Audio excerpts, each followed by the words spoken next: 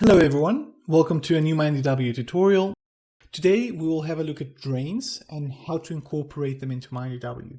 Drains are depressurization elements, particularly used in mining for depressurization of zones that may present stability concerns. Drains are used both in high and low permeability media, being widely used in the latter for pit slopes depressurization.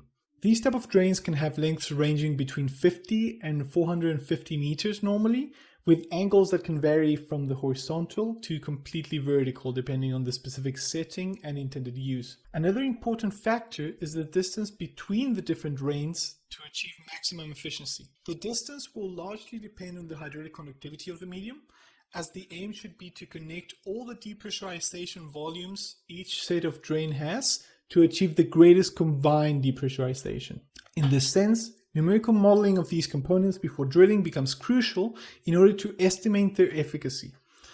Also, it is always advised to drill a pilot or test drain before implementation, especially if drains have not been used before at the site. Now that we have highlighted the importance of the depressurization systems and the need to simulate their effectiveness for the conditions of the study area, we will take a look at how we can easily incorporate drains into MINEDW, as well as to study their effect on the model. MINEDW simulates the drains by assigning atmospheric pressure condition to the nodes near to the proposed drains. Then, MINEDW uses these nodes to extract and quantify the flow that is drawn by the drains depending on the hydrogeological setting and the hydraulic parameters of the materials being modeled. There are several ways to implement drains into MINEDW. One of them is by inserting the drilling trace as a DXF file and then selecting all the nodes individually along the trace of the drill. Now, this procedure is not very efficient, especially if, as is often the case,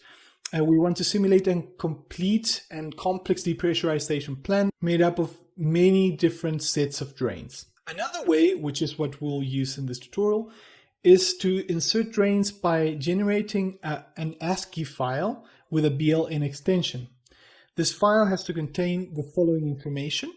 So the points that make up the trace of the drain with their corresponding coordinates, the number of points, the simulated date the drain is going to be drilled, and the name of the drain group that is being simulated.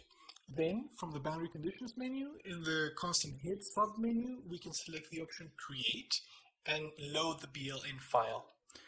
As we can see, MINEDW automatically assigns the closest nodes to the points and assigns them with the drain condition. The top value here corresponds to the elevation at which atmospheric pressure condition is assigned, while this bottom value here is the leakage factor assigned for each drain. The leakage factor is a numerical parameter that takes into account the changes in flow regime due to various causes, such as pressure drops, sudden speed increases, among others. Once the drains are added, we can press OK, and then if you want to visualize the results and check that everything is correct, we can load the constant head and check it by making a cross-section. We could also verify that the assignment of the drain was correct by loading the drain trace from a BLN file or a DXF file. Once we have created our whole depressurization plan or incorporated it into MINEDW, we can then run the model to see its effect on the pore pressure distribution. In this case, I'm going to load the results of the model with drains that I already run and see where the water table is and how it evolves. We can see that since January 2001, which is the date in which the drains were incorporated into the model, the water level drops substantially. Another way to analyze the results is by means of depressurization using the head difference option. This option allows us to compare the pressure difference between an initial time step, which by default is set to the first time step of the model, and the time step in which we are currently at. As you can see, in this case, before the drains are incorporated, the difference is minimal, but already by February 2001, a clear depressurization volume can be seen. We can also remove the plane and see the volume in 3D. In this case, for example, we can define a depressurization value of 5 meters and easily visualize the volume in which the depressurization is achieved. As we can see, the volume in our model has a greater extension in the horizontal plane, as this model incorporated horizontal anisotropy. In order to study the flow extracted by the drain, we have to go to the FLW file.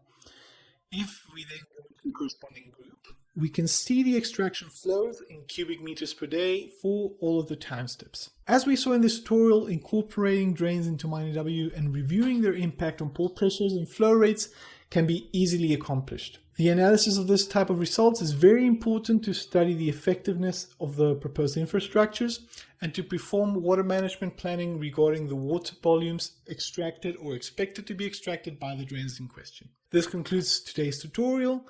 Subscribe to the channel for the latest software and modeling news. Thank you very much and see you next time.